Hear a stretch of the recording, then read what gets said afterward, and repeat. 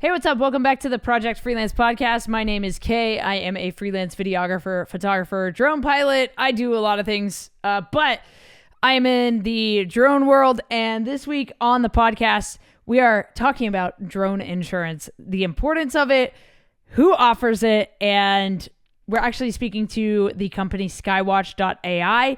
They offer not only drone insurance for liability, bodily injury, things like that, but they also offer hull insurance to protect your drone in case something happens to your drone, whether it be something that you did wrong, whether it be a loss of interference and a flyaway, or maybe a bird attacks it, or maybe, which one of the use cases for claims are from Skywatch, people shooting drones out of the sky with rifles or shotguns or whatever. So this week on the podcast, I'm speaking with Leo. He is the product manager over at Skywatch.ai.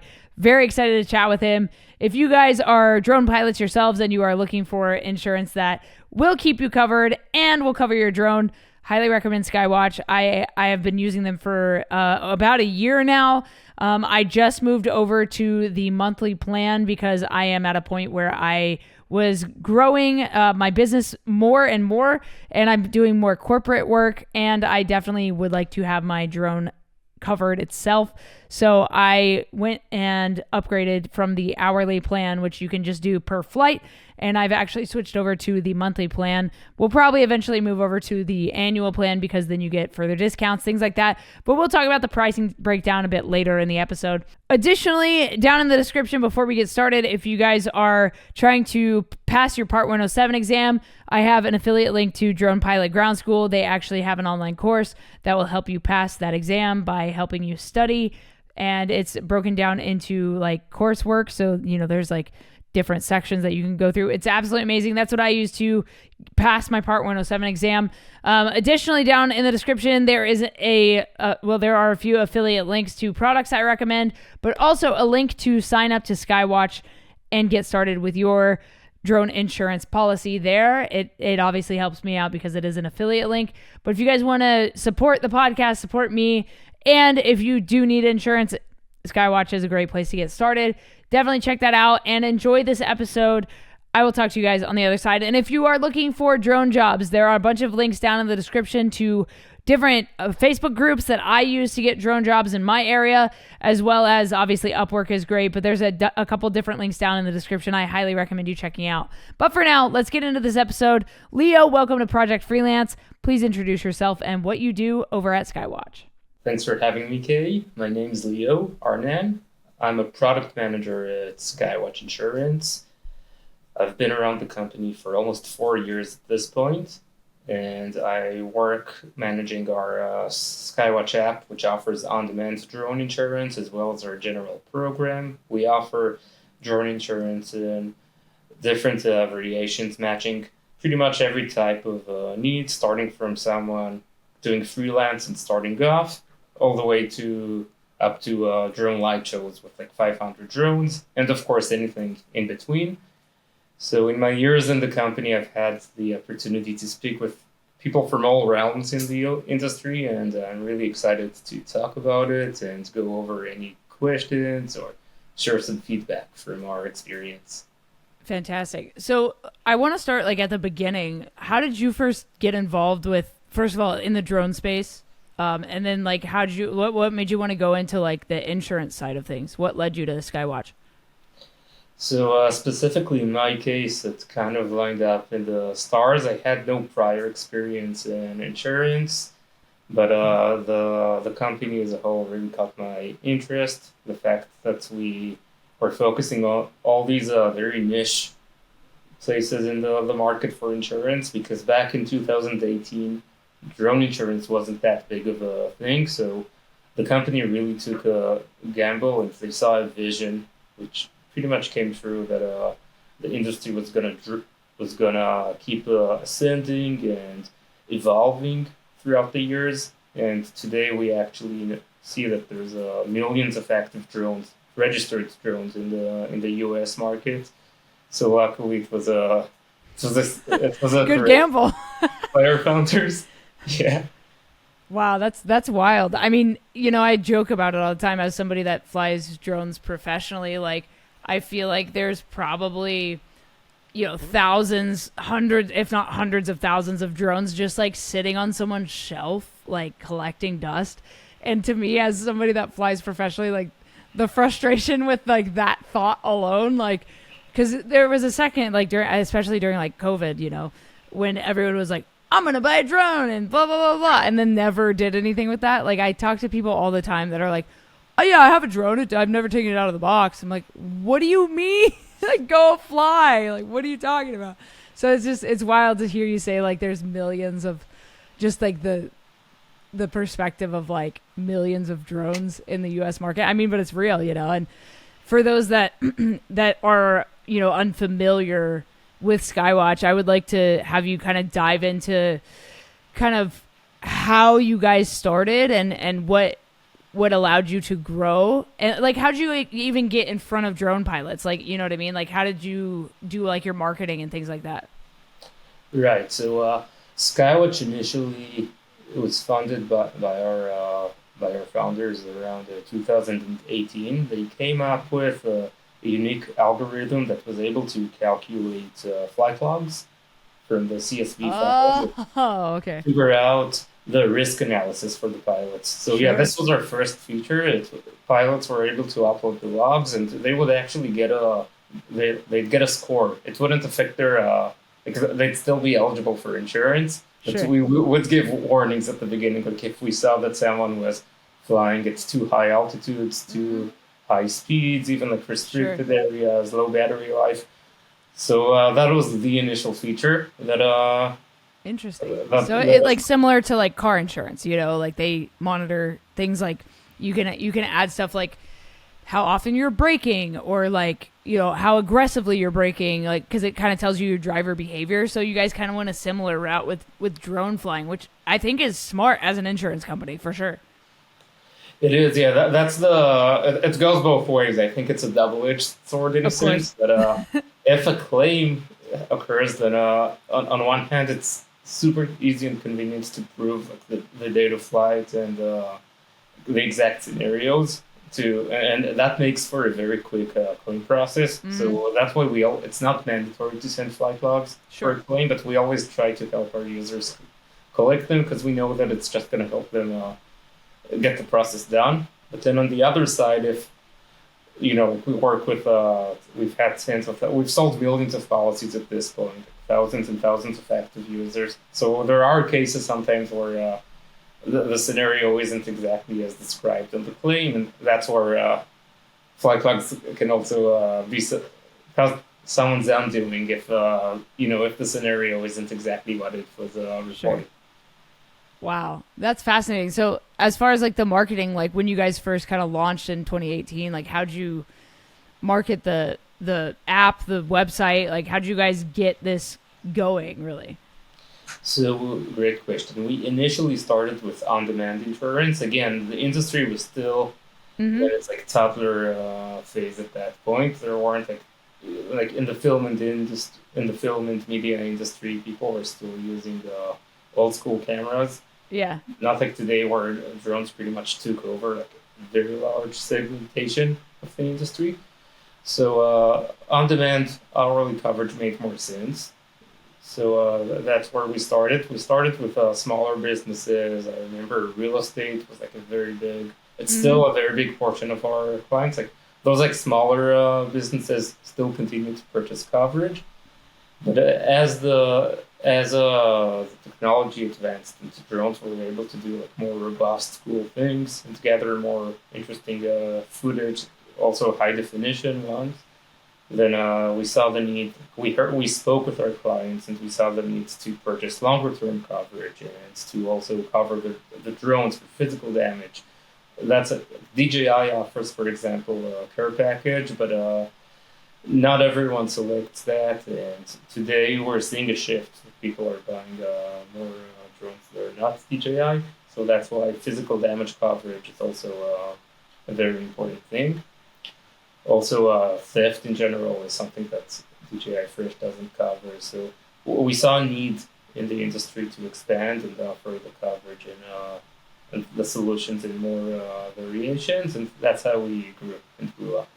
Wow. Yeah. I mean, there was definitely like when I remember when I first, started flying drones, there was no, like option under like DJI's Care Refresh. And like you said, with the growth of like other drone companies and providers, there wasn't really anything out there that would like, cover us. Other than like, you have a general certificate of insurance as a business, but that doesn't, a lot of them don't cover drones specifically because of the liability that there is just with flying anything, whether it be an airplane or a drone. There's not a lot of coverage out there under general insurance, even for a business. So I think when I first heard about you guys, I was like, oh, this is like a no-brainer. Like, of course I would like to be covered for liability and damage coverage, especially the more I got into like corporate stuff and like the energy sector. I do a lot in like oil and gas and solar. So like that's like infrastructure that is like,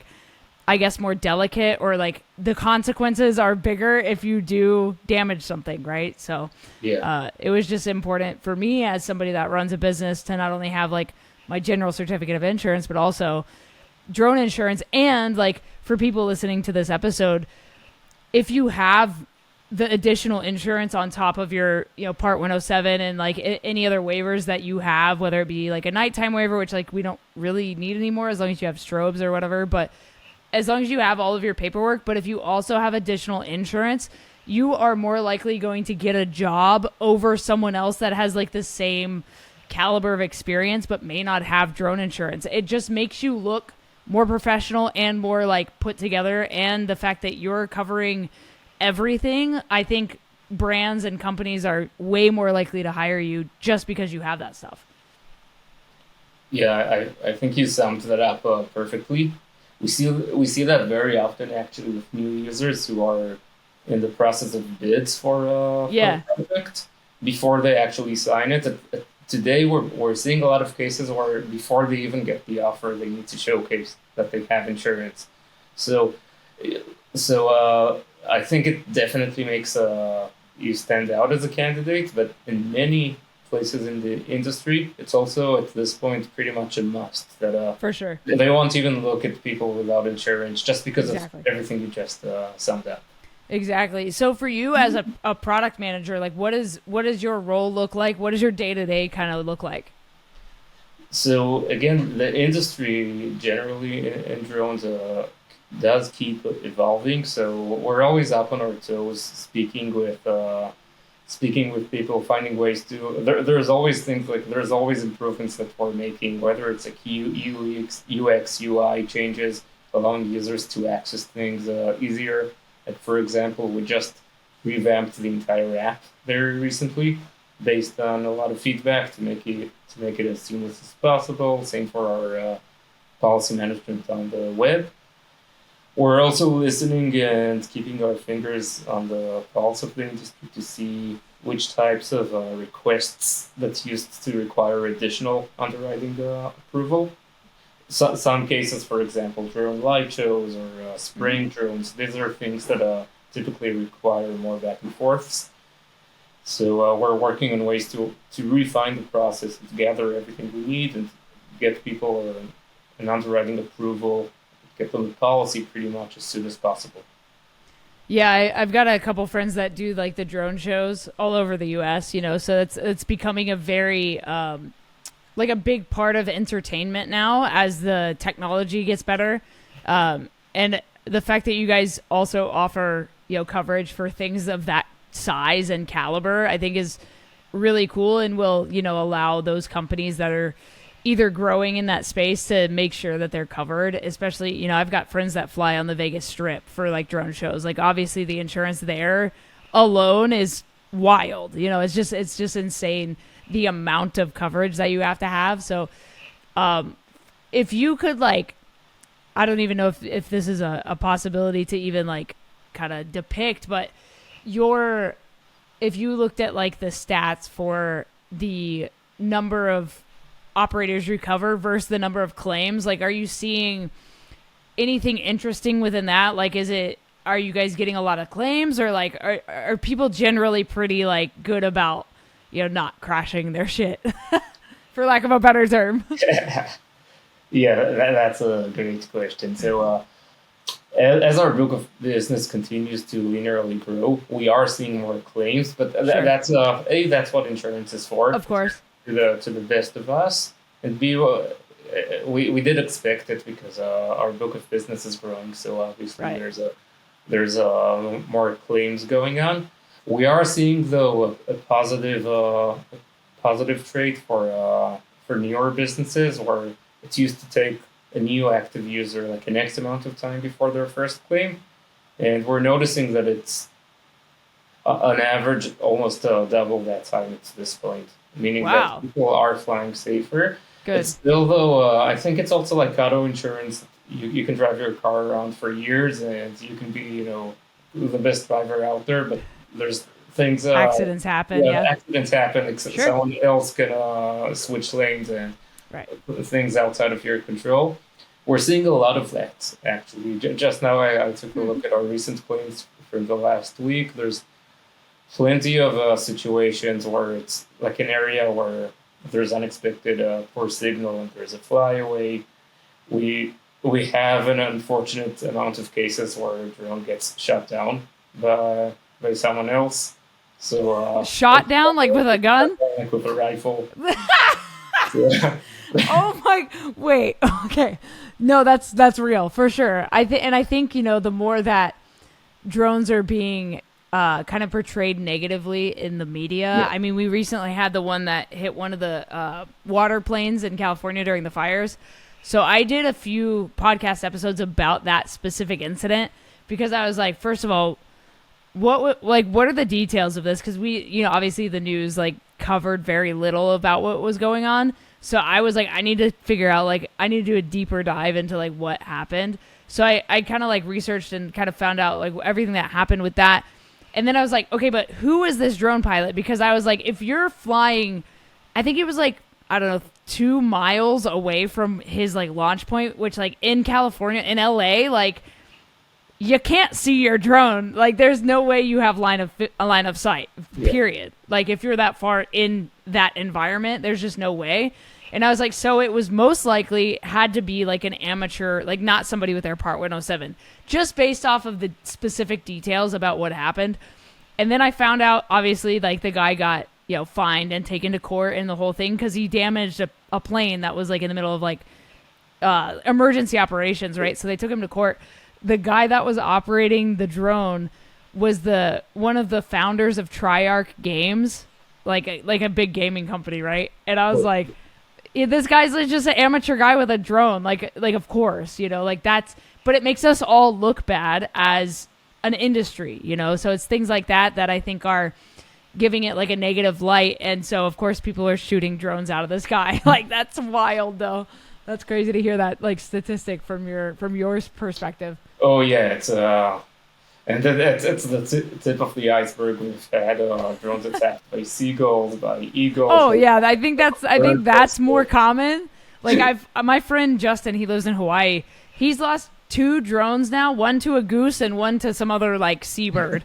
Like the goose is actually original. I think we had a goose in the last. He had a goose like snipe his drone and like drown it in the lake, like just fully just like I'm taking this thing out. It's crazy because like I think that is something that is pretty common. I mean, obviously there are birds in the sky, and at the level that we're allowed to fly per the FAA, like up to 400 feet from the ground or from the structure you're filming, there's gonna be like aviation, like birds and like bats and different things that are in that area, and they see this thing in the sky and they're like, I'm gonna go check that out, or like that looks hostile, I'm gonna attack it. So like it's funny that is like a common thing, but of course it is. Like that's kind of given the environment that we're in. Exactly. Yeah, that is common, but the shooting down of drones is also a trend we're seeing spike up. I don't know if it's people being more cautious about like their private space. I can't explain the phenomena, but it is something that we're seeing like numerically that's going up. That's fascinating. Well, I also think like, not to get into politics because that's not what this podcast is about, but I think currently like there's also a rise in gun ownership in America. I think that a lot of people right now are kind of spooked about a lot of things. So I think that gun ownership is definitely going up. So that also correlates with like the amount of drones that are probably getting shot out of the sky. But yeah, I think people are very like, also because of the climate we're in right now, I think people are definitely very like precious of their privacy, and like they don't want people snooping or spying or whatever, even if that's not the intent.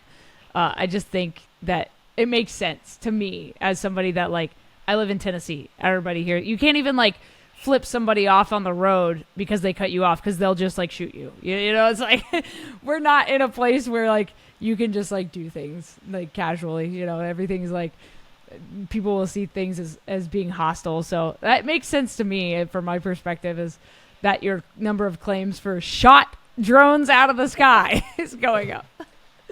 That's wild. That's a good explanation of the situation. Yeah. Just like, you know, yeah, exactly. For drone pilots and freelancers that are looking to like protect themselves and their gear while still staying like lean and making sure it's like affordable, can you just talk about like the pricing options that you guys do have, just for somebody that's unfamiliar with Skywatch? Because I'm sure there's a couple other like insurance companies out there that are kind of offering, but for you guys specifically, like, can you just go through your like pricing tier and the different options you have? Because I know there's like by hour, by month, annually, that kind of thing.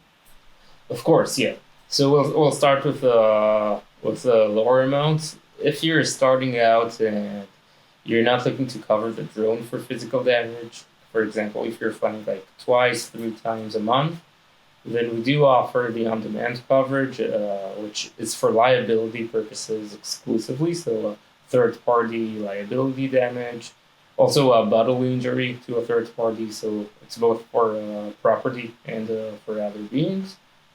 There's also personal injury. We just spoke about flying in someone's property, so the policy also covers you for personal injury / invasion of privacy.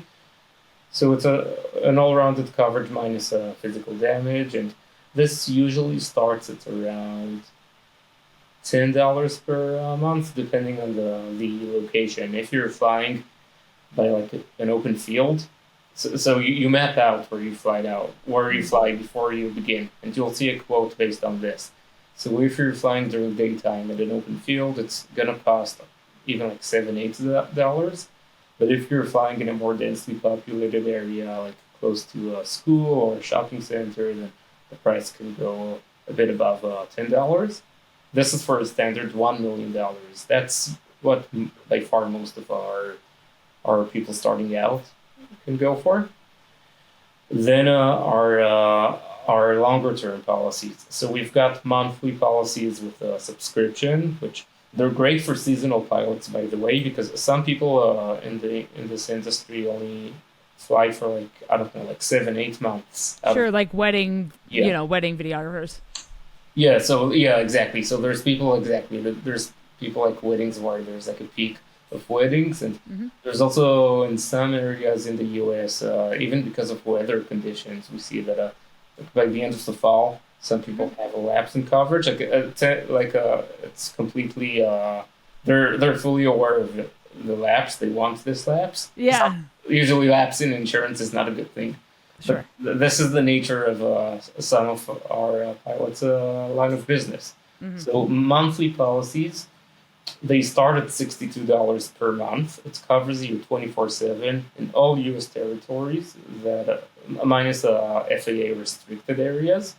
So you do need a waiver. You can still fly there. You just need the relevant waiver. So adding hull coverage to this, it starts out at $62, and then adding hull coverage is based on the insured value of the drone. So it depends. There's an exact scale, but it's around 11% of the drone's insured value divided by 12, because it's per month. Yeah. So an average monthly policy, I just took a look, actually is usually around like $82 for the more common drones. Obviously, if you purchased drone values at like $50,000, then the monthly premium would be noticeably higher. And then we'd recommend an annual policy, because those ones have some discounted rates. So on an annual policy, we start at $650 for the entire year. And hull coverage is discounted over there. So if you have like a Mavic 3, you'd be saving around like $120 a month by switching to an annual policy, which would cost you altogether a bit less than $1,000, probably closer to like 800. Yeah, I think, people probably hear those numbers, or some people might hear those numbers and go, wow, that's a lot, but for an annual policy. But like, if you think about it in comparison to how much you should be getting paid for these jobs, that's nothing. That's like very, very affordable just in comparison, because like if you're doing, corporate work, or if you're like myself in the energy sector, these companies have the marketing budget, so they're not paying like, this isn't like, I'm trying to think. There's like some like apps that it's like the Uber for drone pilots. They pay like $40 for a job. Like, first of all, don't do that, because it's like watering down the entire drone industry by you like accepting the low paying, like low hanging fruit jobs, because those are just like agencies that make like $500 for the job, but they're not doing the work. They're just like sending out the job to like people that are willing to do it for $40, but it hurts all of us. So people listening, don't do that stuff. Don't use those apps. You should be like finding the work yourself, whether it be through, job sites like Upwork or, LinkedIn or whatever it is, or like just get better at your own website's SEO, build your own portfolio, and people will come find you that have budgets to pay you so that you can afford to cover your, not only the job with the insurance, but also your drone, which I think is like, again, something that makes you guys stand out over like a general liability insurance policy, is that you do offer drone coverage, because, like even with DJI Care Refresh, there's like a warranty on the drone coverage. Yeah. So it's like, there needs to be a better option. So like personally, like I think that you guys are doing something that other people aren't really offering, which also helps you stand out. Have you seen any like cool or like unexpected use cases from Skywatch users? For the reasons to purchase insurance, yeah, we're seeing a lot of I'm an animal person, so I really like this, but we're seeing way more smaller businesses for pet rescue missions. Like if there's like a lost pet that they usually also purchase like more like drones on the more expensive side. Sure. These types of things. With like infrared, things like that. Yeah, exactly. They use like LiDAR sensors, which are very expensive. A LiDAR sensor can start at like $20,000 per sensor. So yeah, that's the recent trend that maybe it's a bias, but I'm seeing more. We're seeing more of it that they're using it for that sole purpose, and it looks like there's like a market margin for it that justifies them getting the equipment and purchasing insurance for it. Yeah, I mean, it's definitely that's awesome. Like that's a great use case example. I think that using drones for good, like good search and rescue operations there's nothing bad about that. And I think that the fact that people are able to utilize drones for helpful things, whether it be the fire department or search and rescue for hiking or like mountaineering or finding animals, like I think that that's really, really special and like a really good use of drones in a world where people are shooting drones out of the sky. Like the other side is there's a lot of good happening too. It's always about yin and yang. Yeah, exactly. So from a product manager's perspective, what do you look for in like features that can truly serve freelance and like the solopreneur drone community, like adding additional features and stuff? Yes, so our goal is kind of to mold ourselves around their user base based on their needs. So we have a backlog of all these different ideas, and then what we do is we try to like think. We also think ourselves about cool new features, but it always ends up depending on feedback. So we send out surveys asking some of our. We've actually got a lot of very loyal users from 5-6 years ago that are always like the first ones to offer to, of course, test out our beta versions and give us like feedback about all these different new things that we want to do. For example, on our app right now, we spoke to a couple of our users to a bunch of our users actually, and we saw the need to add. Right now, you just like zoom in to select your area, and we heard situations where because it's a circle, then if there's like a restricted area, some people have issues with it. So we're coming up with a polygon tool to kind of allow you to shape out the exact mapping area where you plan to fly out, and then avoid those like wedges and areas that you don't pay for. Yeah, I know that on like the DJI Fly, the unlock, like the link, unlock tool, you can like draw, like physically like draw the shape because of things like that, like restricted flight, areas and things like that. That adding that option is definitely very helpful for situations like that specifically. If there is a restricted area, you don't want to like, obviously it will affect your insurance amount, and also just like with the area that you're actually in may not need to go into that area. So that's a great way to like use your user base to like get the feedback that can improve things not only for you guys but also for them, because at the end of the day they are your customers, so I think listening to them and their needs and their feedback is really important, and like just gives us more trust in the company overall. Is there anything you're currently working on that you're excited about? You don't have to give specifics because I know some of the stuff might be like IP or whatever, but if you have anything you're excited that you're working on, I would love to hear more about it. Sure, yeah. So one thing we are working, this is less of a tech thing, more of a business thing, but we are finally getting approval to cover additional risks. For example, there's a lot of speaking of trends, like new types of businesses. We're seeing a lot of new window cleaning and even coloring, like drones that they're tethered and they spray either water or sometimes even paint.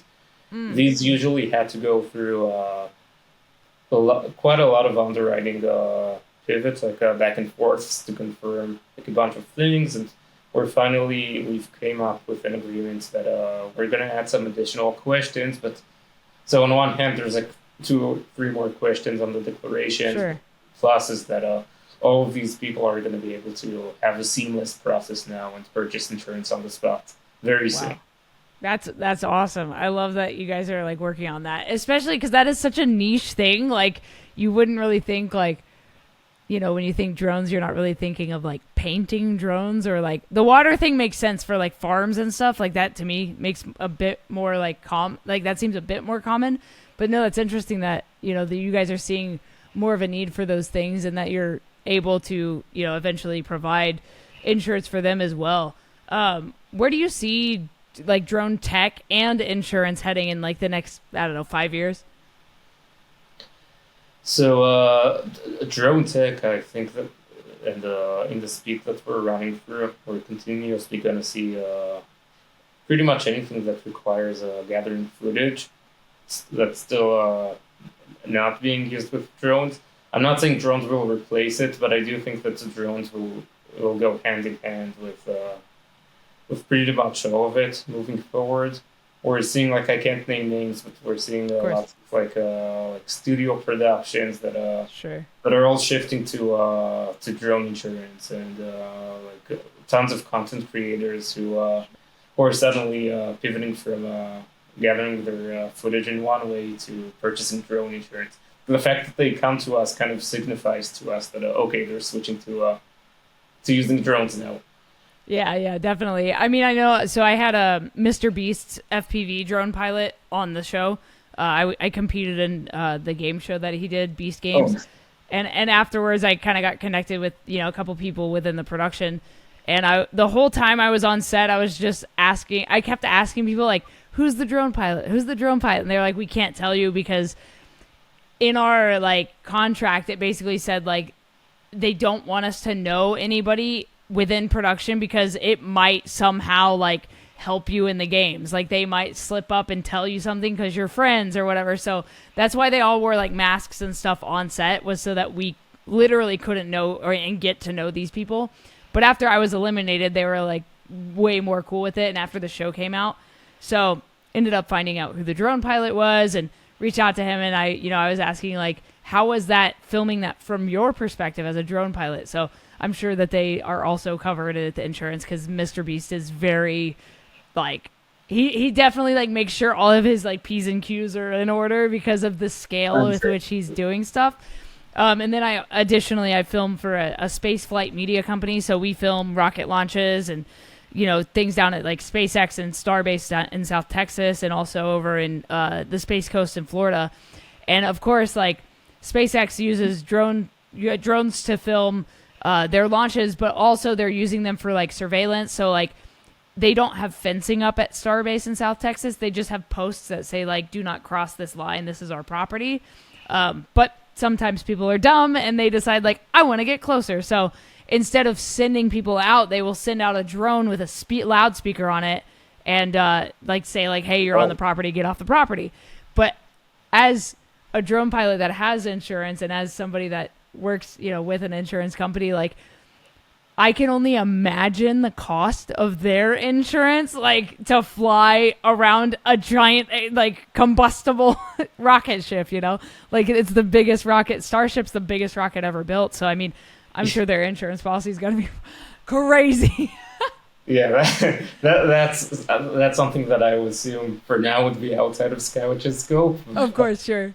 But yeah, as things, and another thing, by the way, that I didn't mention that I'm sure we're gonna see in the next few years, speaking with potential clients, is autonomous drones for deliveries. It's already already happening, obviously, but I would bet anything that in the next like 5-6 years we're gonna see like a big revolution over there. Sure. And then, Amazon Prime drones, yeah, for sure. Uber drones, yeah. Crazy. Uber drones, there's plenty of directions it's probably gonna go to, and that's also gonna kind of revamp the world of drone insurance, because now we're asking all of these questions about the pilot, like their Part 107 and precautions, and if it's an autonomous drone, once we cross that bridge, we'll figure out how to gather what we need for those types of risks. Yeah, definitely. But I mean, with like the autonomous drones, like you'll definitely get more data, like you'll definitely get more like flight log data about like the routes and like, different things like that. But there's also so many unknowns with doing something like that. Like, what if somebody lives next to the airport and they're trying to get an item delivered? Like, what then? Like, how do you even go about, they're going to have their own restricted kind of spaces where they can't go either. That's going to be fascinating to watch unfold, actually. It is, yeah. That's a great point regarding the airports, like anywhere by an airport or any FAA restricted area. Yeah. There's a lot of bureaucratics around it. That sure. I feel like that's one of the main things that's slowing it down from really being like for us being there in the future. Today. Definitely. Wow, that is definitely going to be something to keep an eye on.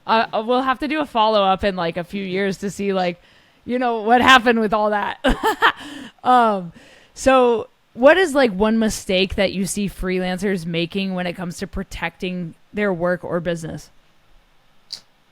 Good question. So one thing we're seeing, I wouldn't really call it a mistake because we're able to solve it for them and help them out, but we are seeing plenty of drone operators that are not used to the bureaucratics around showcasing insurance, meaning providing an additional insured endorsement, additional insured certificates.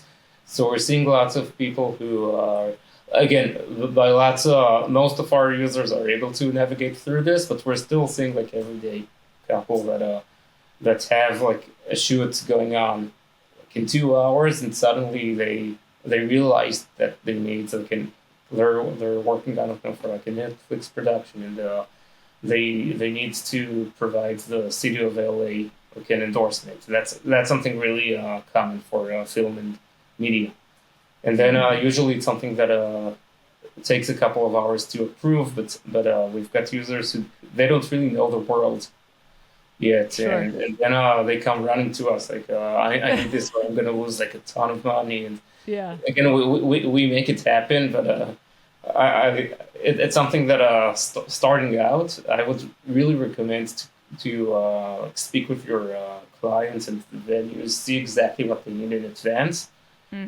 Sometimes they're gonna go, okay, you've got insurance, cool. But then the day of, they're gonna say, okay, you said you've got insurance. Now show it to us. And then the person goes, okay, well, what do I do? So those types of cases are, Sure. Yeah, I would strongly recommend gathering everything you need in advance. Yeah, I think the learning curve, especially for like newer, freelancers or drone pilots, even like with the insurance stuff, like even not drone related, but I've been doing live music photography and performing, but I've done a lot of live music photography and video for the past decade. And for the first time ever in the 10 plus years that I've been doing this, I had to submit a certificate of insurance to shoot a music festival that I've shot before. But this year they're under like a new company that's like running the festival. And so they require every photographer to have their own certificate of insurance just because of the scale of this, event that's going on. And I was like, whoa, weird. Like I've never had to do that. But like I had it because I run a business, so I have insurance. But for your general, photographer that doesn't also run a business, they may not have a COI. So I think the education side of insurance is really important for people to like kind of get a grasp on before they dive too deep into this stuff. So yeah, definitely interesting from your side, what you're saying. And then lastly, like, what is something you know now that you wish you knew when you started this journey? I guess a lot of like very minor things in our flow that the app was around for our original app was around for like 4 years, and there are a lot of small things that it obviously worked, but after speaking with users, we found that some of the underwriting questions could have been more clear, and the ways to navigate, like to purchase the insurance, could have been more seamless. So it definitely would have helped if we had all the knowledge about our users, like ability to navigate, like their preferences navigating the app and the web, to just provide all of those tweaks back in the day. Yeah, but that's also how we learn these things. Exactly. So if people want to check out more about Skywatch, or if they have any questions that like we didn't really cover here, how can they kind of check out more info, get in touch with you guys, and if they want to get started using Skywatch for their drone insurance, let them know all the pertinent information?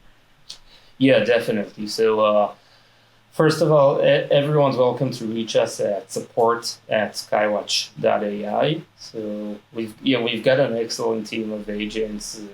We've got great Google reviews, also name dropping a bunch of our agents. So there's a lot of really organic praise for our team. And even if you're not looking to purchase on the spot, even if you just want to ask around, our team's very excited to talk through it with you. You can also go on our website, skywatch.ai. There's a chatbot tool that allows you to connect to an agent, and someone will get in touch with you that day to go over anything else. And also our number is available on the website too, if you prefer to chat on the phone. Fantastic. So, and you guys have an app, app store, download, that kind of thing. As somebody that uses it, very user friendly. And I'm excited to see what comes next for you guys and how you guys kind of expand and keep growing. And thank you for taking the time to chat with me. Thank you, Kate. It's been a pleasure. That was my episode with Leo from Skywatch.ai. If you are a drone pilot and you are looking for insurance to cover your ass and your drone, check out Skywatch.ai. I actually have an affiliate code down in the description if you guys want to go through that route. It obviously helps me out a bit, but there's also a bunch of affiliate links to products that I recommend for you guys down in the description, as well as my recommendations for where you can find drone jobs. This includes a bunch of different Facebook groups that I'm a part of. Upwork obviously is a great place to find freelance jobs of all kinds, not just drone stuff, but all kinds of different freelancing gigs. And additionally, if you guys are trying to get your Part 107, I have an affiliate link so that you can actually go study and pass your Part 107 exam. Definitely check out those links down below. Thank you to Skywatch for being willing to talk with me on the podcast. This is Project Freelance. Thank you guys for listening. If you enjoyed it, let me know. Let me know your favorite part down in the comments below. Hit the subscribe button, and I will see you guys in the next episode. My name is Kay. This is Project Freelance. Stay strong, keep enduring, go out, and go create something amazing. See you guys soon.